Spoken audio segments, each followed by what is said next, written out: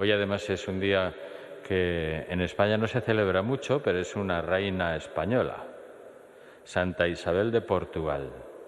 Algunas sí celebran su onomástica. Muchas felicidades por todas las que celebren hoy. Nació el año 1271. Era hija del rey Pedro III de Aragón. Y fue admirable por su desvelo en conseguir que reyes enfrentados hiciesen las paces, por la paz, punto importante también para nuestros días, y por su caridad en favor de los pobres, especialmente los enfermos. Este mes el Santo Padre lo ha dedicado a rezar por los enfermos y a animar a que las personas mayores y los que están en los últimos momentos reciban la unción de enfermos.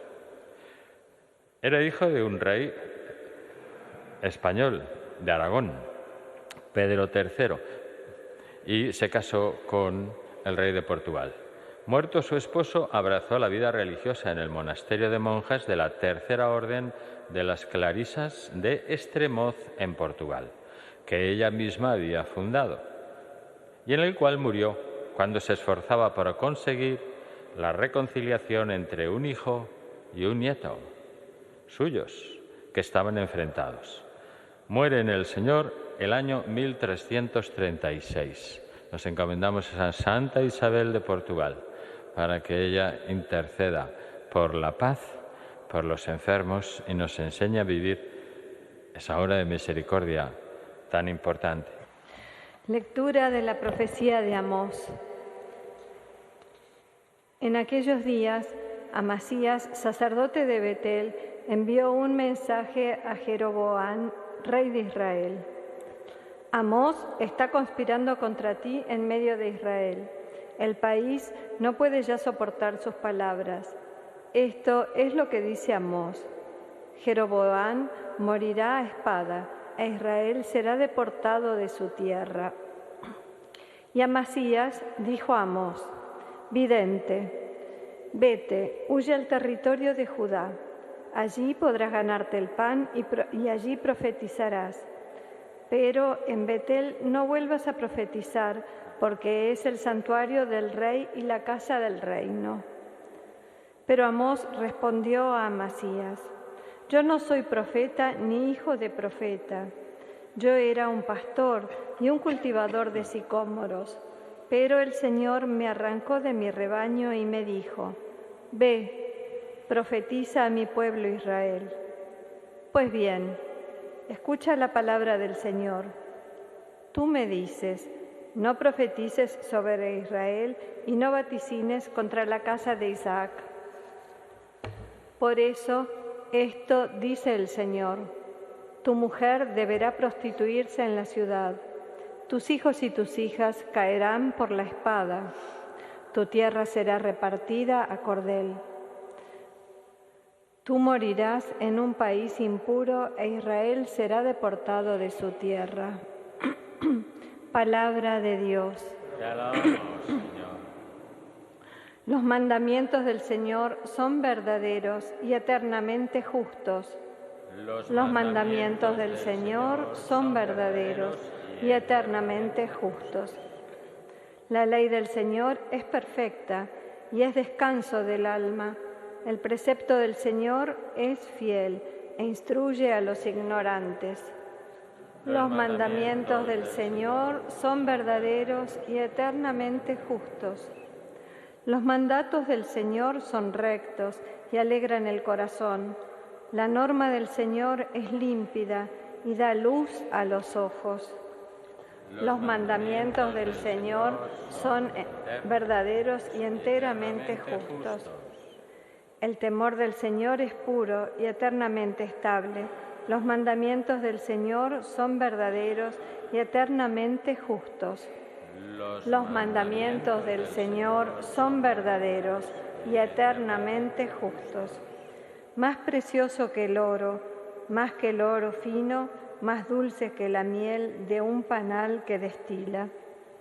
Los mandamientos del Señor son verdaderos y eternamente justos. Aleluya, aleluya.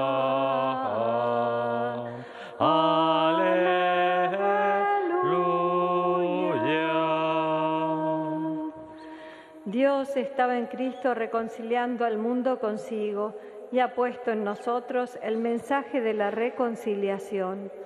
Aleluya, aleluya, aleluya.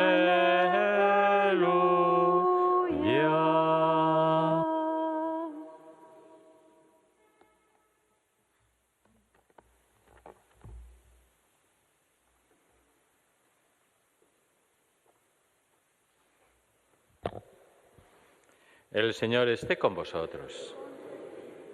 Lectura del Santo Evangelio según San Mateo. En aquel tiempo subió Jesús a una barca, cruzó la otra orilla y fue a su ciudad. En esto le presentaron un paralítico acostado en una camilla. Viendo la fe que tenían, dijo al paralítico: «Ánimo, hijo, tus pecados te son perdonados». Algunos de los escribas se dijeron: «Este blasfema». Jesús, sabiendo lo que pensaban, les dijo: «¿Por qué pensáis mal en vuestros corazones? ¿Qué es más fácil, decir tus pecados te son perdonados, o decir levántate y echa a andar? Pues para que veáis que el Hijo del Hombre tiene potestad en la tierra para perdonar pecados». Entonces dijo al paralítico: «Ponte en pie, coge tu camilla y vete a tu casa». Se puso en pie y se fue a su casa. Al ver esto, la gente quedó sobrecogida y alababa a Dios, que da a los hombres tal potestad. Palabra del Señor.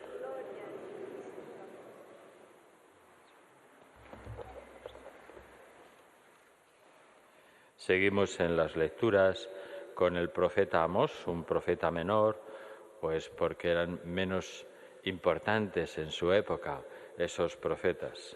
Llevaban en sí pues toda la luz del Espíritu Santo, que a través de ellos iban formando al pueblo. Y como el pueblo se apartaba una y otra vez, pues los profetas tenían que pasar por circunstancias muy graves.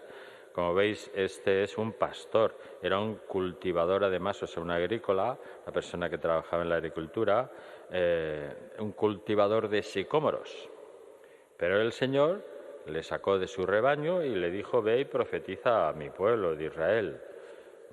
Y entonces es cuando le hacían aquellos vaticinios tan tremendos. ¿Por qué? Pues porque el pueblo se apartaba de Dios y acabó, pues como estos decían, morirás en un país impuro, e Israel, le decía al rey, será deportado de tu tierra. Es la deportación de Babilonia, donde el pueblo quedó perdido.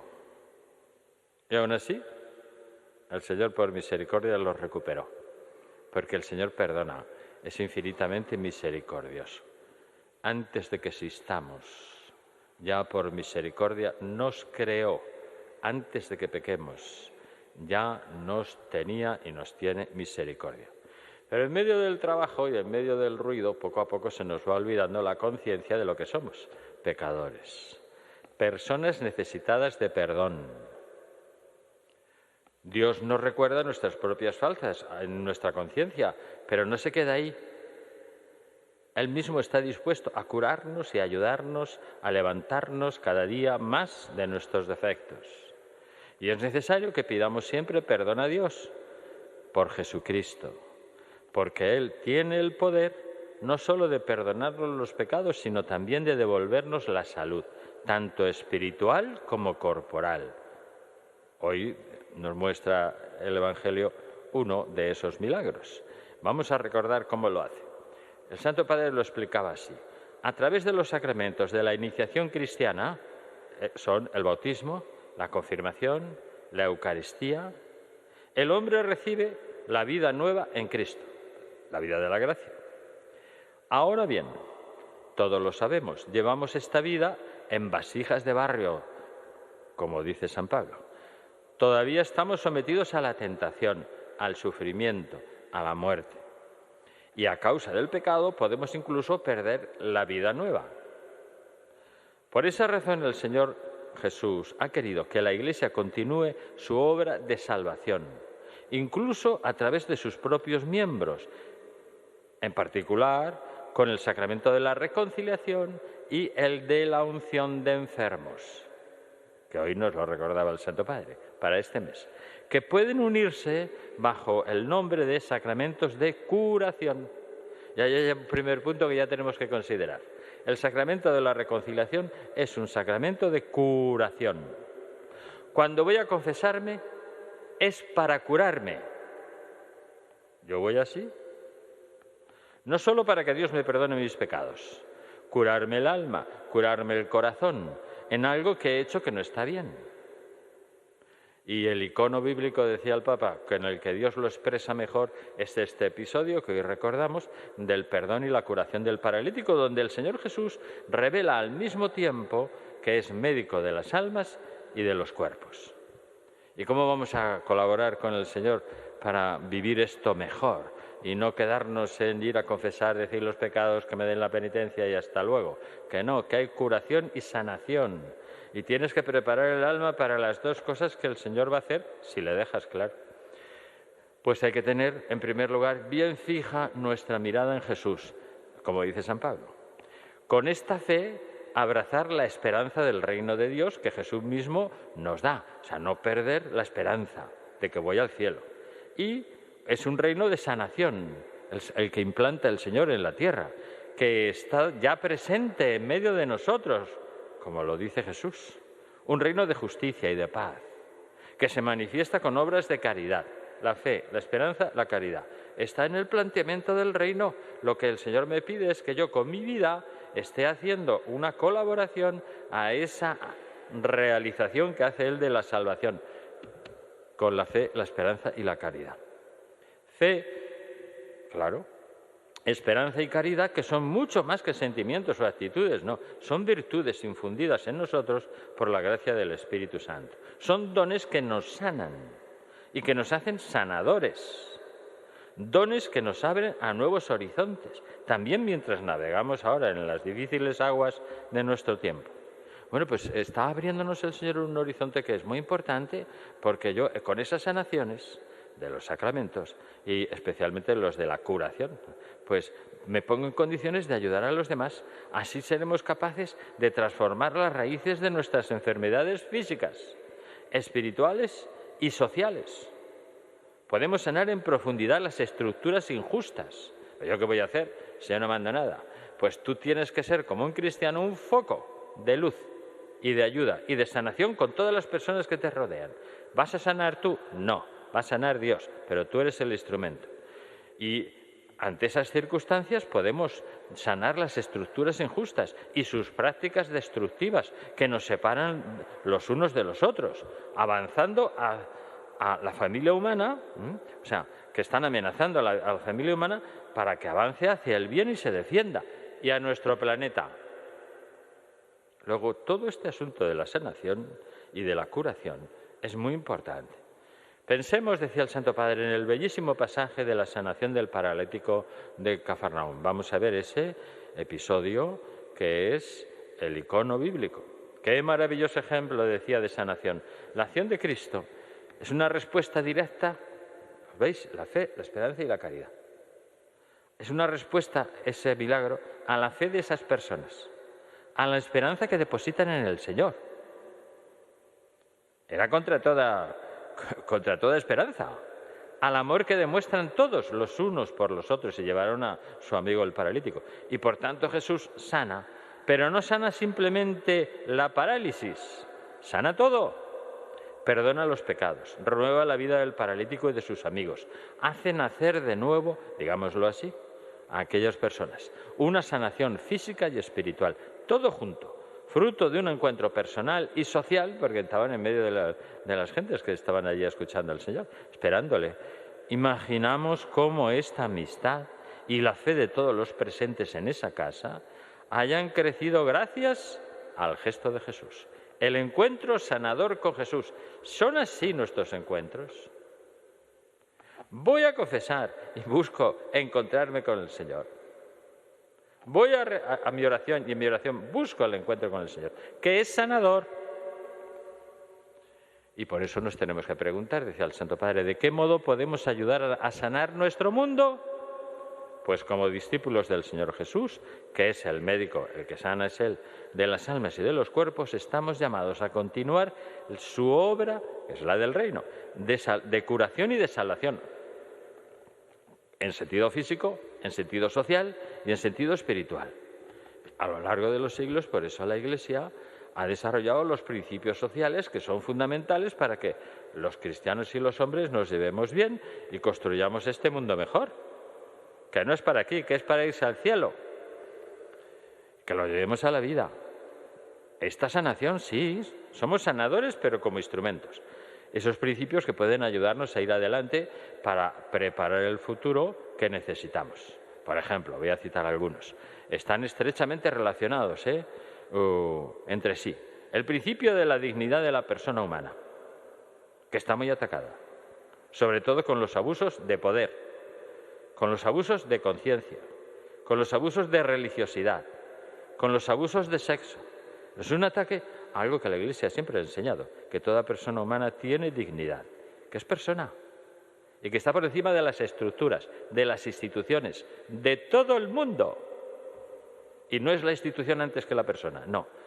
Está al servicio de la persona, siempre, sea de lo tipo que sea, civil, eclesiástica, religiosa o como sea. Otro, el principio del bien común, que ya lo conocemos todos, porque es funcionar con sentido común. El principio de la opción preferencial por los pobres, también lo conocemos. Pues todos estos principios los tenemos que vivir en nuestra vida, que sí es como colaboro a sanar.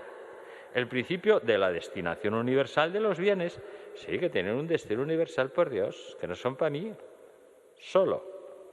El principio de la solidaridad y finalmente yo os diría el de la subsidiariedad.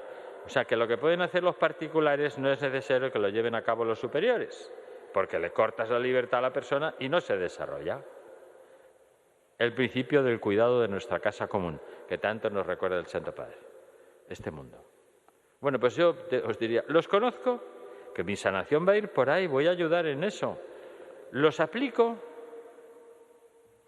Vamos a pedirle al Señor que nos conceda trabajar todos juntos, con un espíritu creativo, renovado, en esa construcción de un mundo mejor, lleno de esperanza para las futuras generaciones. Y a la Virgen se lo pedimos. Que nuestra sanación sirva para que todos se sanen, todos sean salvados, que es la sanación de Dios, el que sana de verdad, espiritual y físicamente. Que así sea.